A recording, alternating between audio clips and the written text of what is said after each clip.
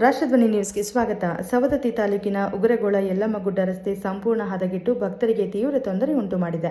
ಯಲ್ಲಮ್ಮಗುಡ್ಡಕ್ಕೆ ಪ್ರತಿದಿನ ಸಾವಿರಾರು ಭಕ್ತರು ರಾಜ್ಯ ಹಾಗೂ ಹೊರ ರಾಜ್ಯಗಳಿಂದ ಆಗಮಿಸುತ್ತಿದ್ದಾರೆ. ರಸ್ತೆಯುದ್ದಕ್ಕೂ ದೊಡ್ಡ ಹಳ್ಳಕೊಳ್ಳಗಳು ನಿರ್ಮಾಣವಾಗಿ ವಾಹನ ಸಂಚಾರ ಅಪಾಯಕಾರಿಯಾಗಿದೆ. ದ್ವಿಚಕ್ರ ವಾಹನ ಸವಾರರು ಜೀವ ಭಯದಲ್ಲಿಯೇ ಸಂಚರಿಸುವ ಪರಿಸ್ಥಿತಿ ನಿರ್ಮಾಣವಾಗಿದೆ. ಶಾಲಾ ಕಾಲೇಜು ವಿದ್ಯಾರ್ಥಿಗಳು ಪ್ರತಿದಿನ ಸಂಕಷ್ಟದ ನಡುವೆಯೇ ಪ್ರಯಾಣಿಸುತ್ತಿದ್ದಾರೆ. ರಸ್ತೆಯ ಡಾಂಬರು ಕಿತ್ತು ಜಲ್ಲಿಕಲ್ಲುಗಳು ಮೇಲಕ್ಕೆ ಬರುವುದರಿಂದ ಅಪಘಾತಗಳ ಭೀತಿ ಹೆಚ್ಚಾಗಿದೆ.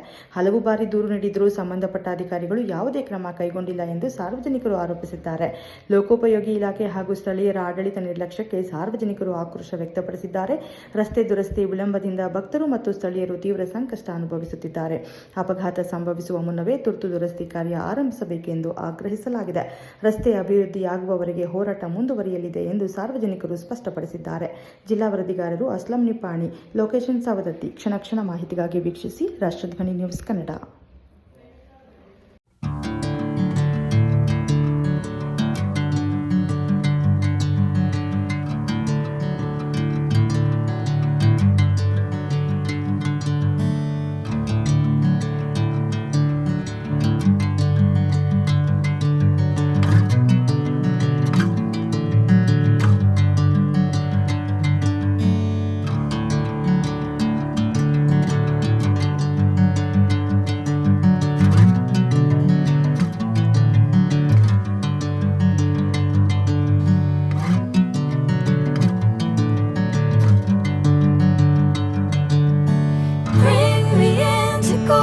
Sunlight.